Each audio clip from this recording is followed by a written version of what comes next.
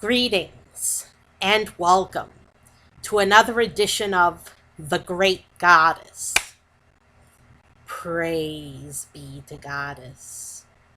Praise be to Goddess. Today we have for you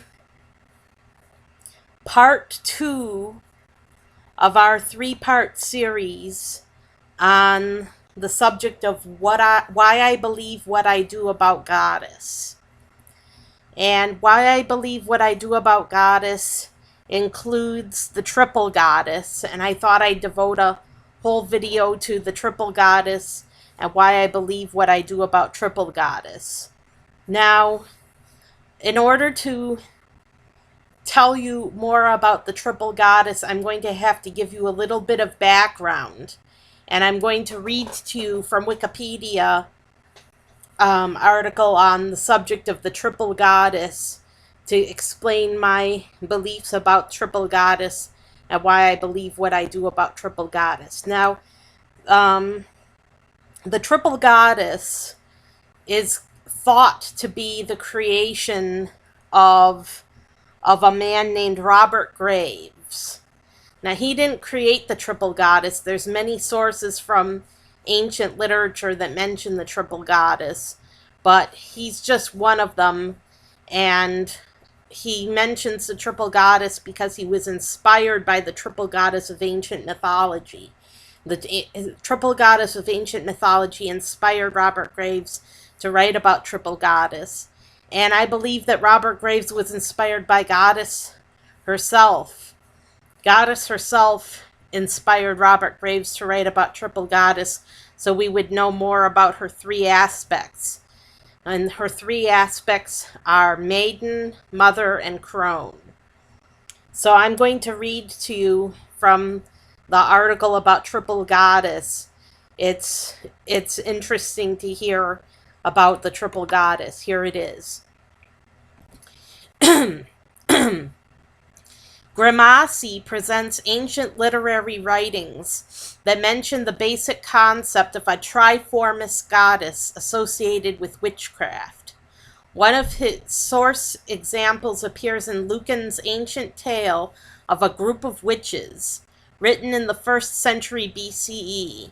In Lucan's work, Luke BC 700 to 701, the witches make the following comment. Persephone, who is the 3rd and lowest aspect of our goddess Hecate. Lucan, The Civil War, Harvard University Press, 2006.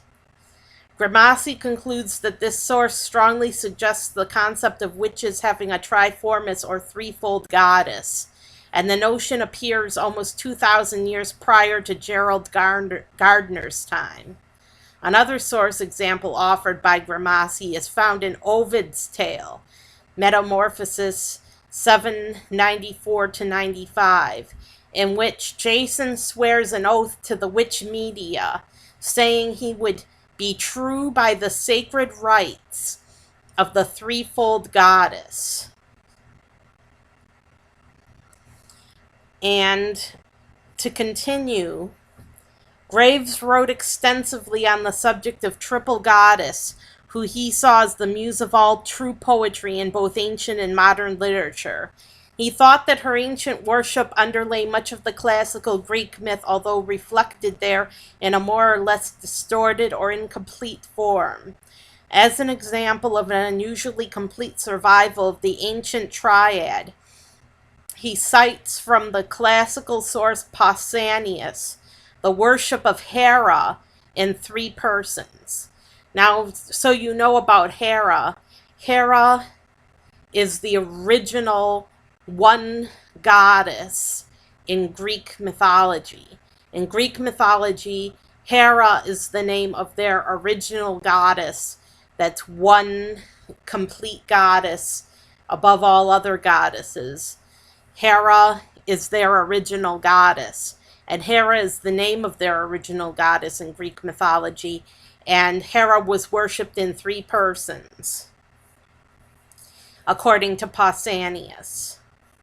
Pausanias recorded the ancient worship of Hera Pace, girl Hera, Hera Telea, adult Hera, and Hera Kara, widow Hera, although Kara can also mean separated or divorced, at a single sanctuary reputedly built by Temenus, son of Pelasgus, in Stymphalos.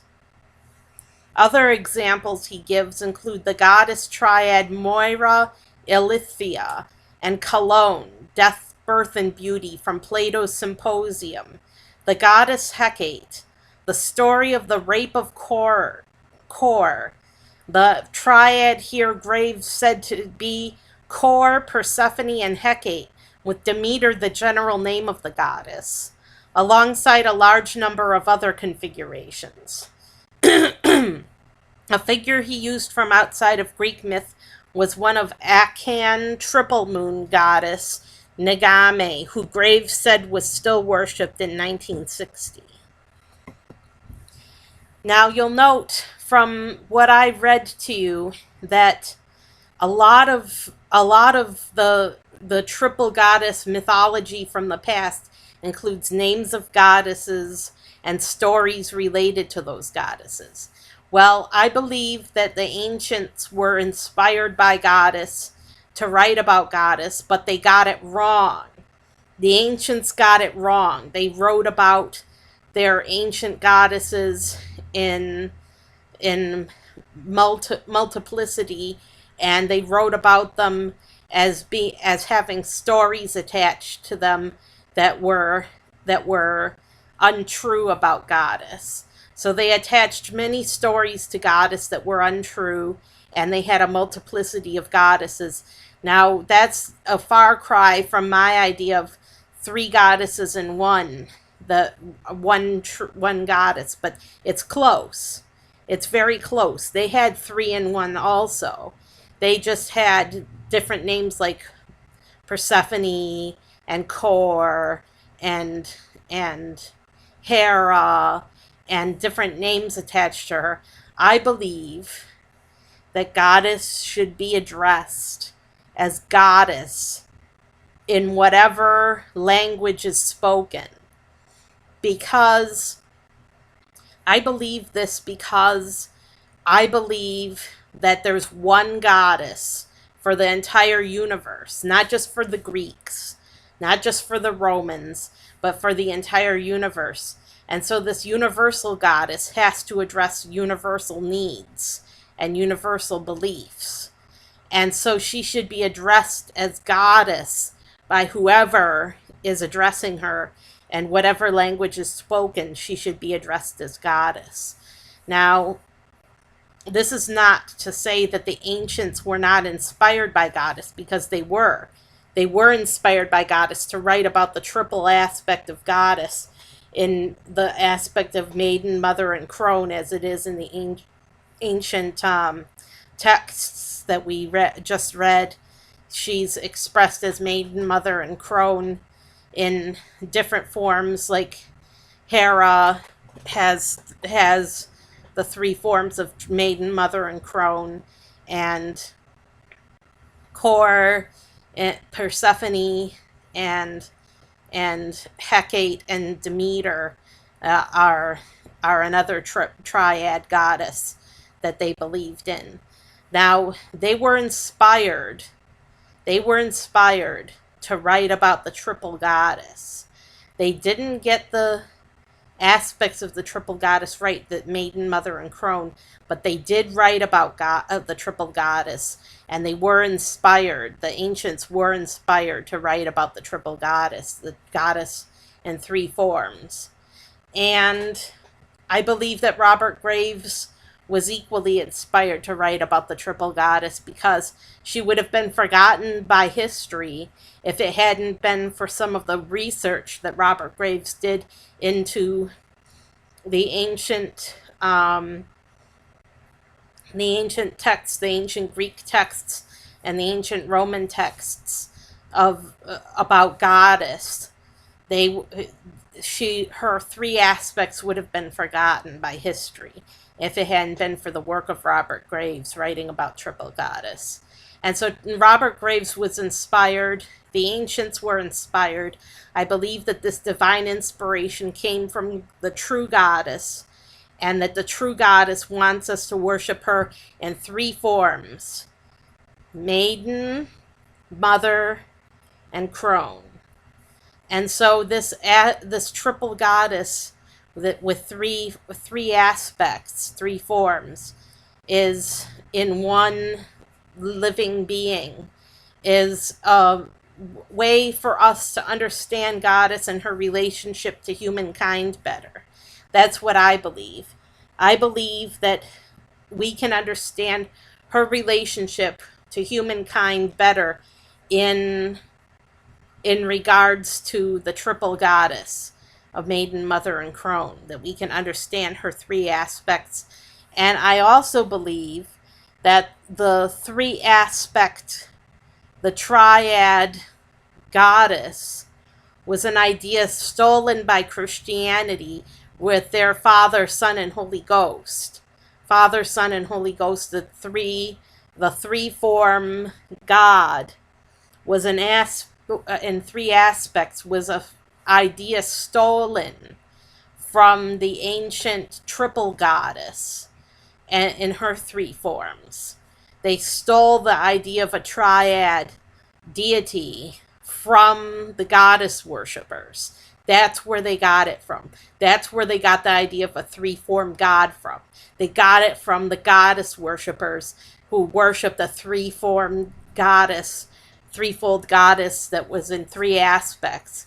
They got the idea from the goddess worshippers, and they stole the idea of three in one from the goddess worshippers. So they owe a debt to ancient religion. Christianity owes a debt to ancient religion in that they stole the three aspects idea from ancient goddess worshippers. In fact, at the time of Jesus, there was no three-form God. That was an idea announced later by some of the Christian writers that came later, wrote about a three-form God and the three aspects that they wrote about later. And it wasn't at the time of Jesus. None of the Gospels mention a three-form God. None of them do. It was an idea stolen from the ancient Greeks and from the Romans that worshipped the threefold goddess. That's where they got their ideas from. So I believe in this triple goddess. I believe that Robert Graves was inspired, that the ancients were inspired,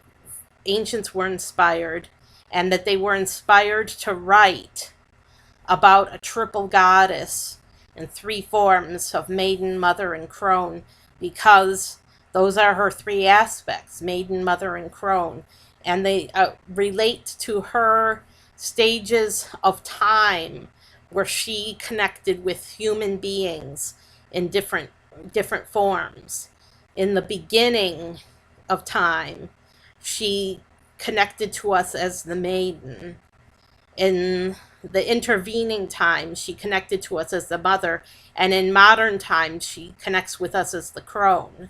So, but Goddess is beyond time, so she's all three simultaneously. She's all three of those aspects: Maiden, Mother, and Crone. It describes her perfectly, but modern times, the ancient Crone is the one that communicates with us today. And I believe in this triple goddess, and I believe that Christianity stole the concept of a triple goddess. But I believe in triple goddess in my heart and soul, and I believe that it was indeed inspired. It was inspiration that created this threefold aspect. I'm Sarah Jane Alpha Wolf, signing off. Next time, we'll have part 3 of our 3-part documentary, Why I Believe What I Do About Goddess.